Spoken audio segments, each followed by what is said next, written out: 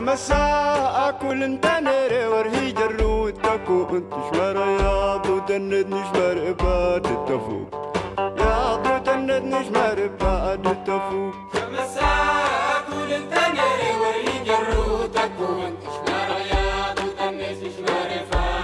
O História de um Brasileiro de hoje vai contar a vida de Laura. Laura é uma jornalista que está aqui na Espanha e tem histórias incríveis para contar.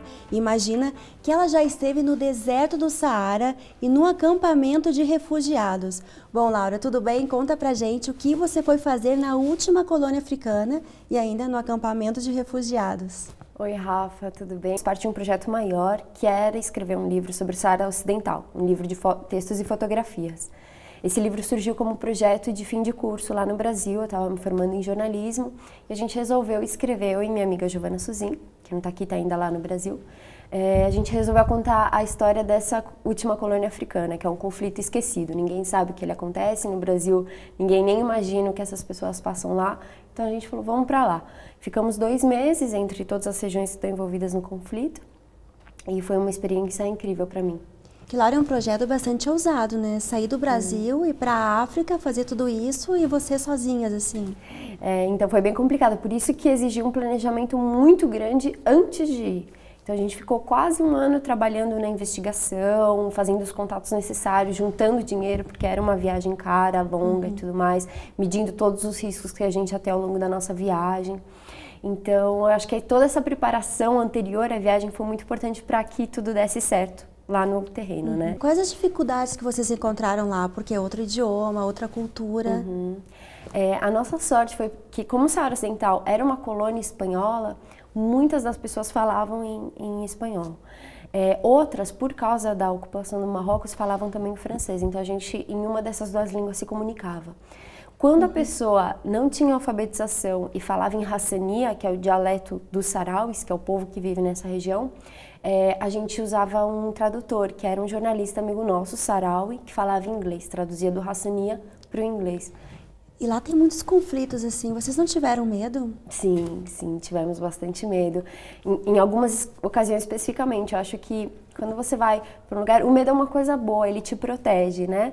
Então, a gente teve medo, mas ao mesmo tempo a gente sabia que a gente estava sendo muito bem assessorada pelos 2 lados. Justamente por esse motivo que eu te contei antes, da gente ter trabalhado tanto no projeto, fazendo contatos e tudo mais, a gente teve muita segurança no terreno. Em todos os lugares para onde a gente foi, a gente tinha algum contato, uma pessoa de confiança, enfim. E isso era a contrapartida. A gente tinha o medo, mas tinha por outro lado, pessoas em quem confiar. E realmente todo mundo ajudou a gente, tanto sarauis quanto marroquinos, quanto pessoas da ONU que estavam em campo também. A gente conheceu soldados brasileiros que trabalhavam na missão da ONU. Então, em cada lugar você vai encontrando uma pessoa, você vai fazendo amigos e tal, e construindo esses laços que no fim te dão confiança. E o fato de vocês serem brasileiras ajudou lá, atrapalhou em alguma coisa? Como foi a recepção deles? Não, todo o contrário. Eu tenho na minha bolsa, na minha máquina de fotografia, eu tenho uma bandeirinha do Brasil. Até eu vi uma foto, numa mochila, bandeira.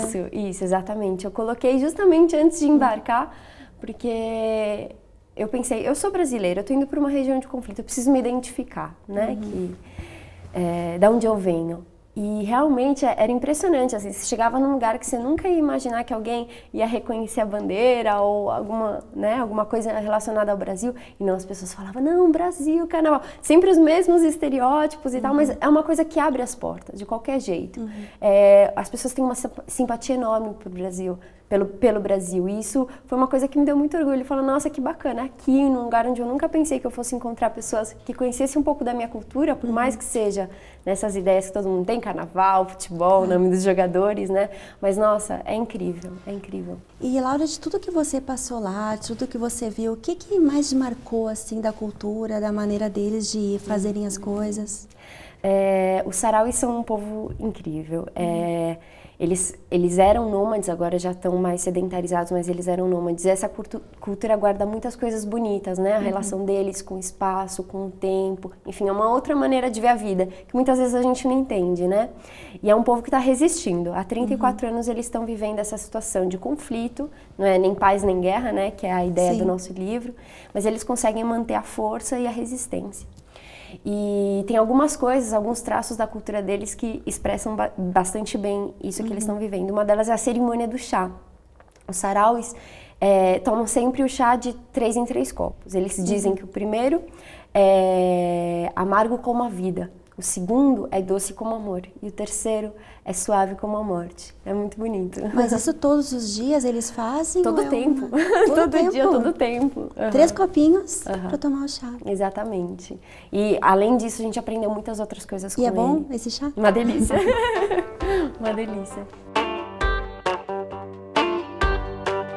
كمساء أكل انت ناري ورهي جرود تكو انت شمر يا ضو تندني شمر إباد التفوق يا ضو تندني شمر إباد التفوق كمساء أكل انت ناري ورهي جرود تكو انت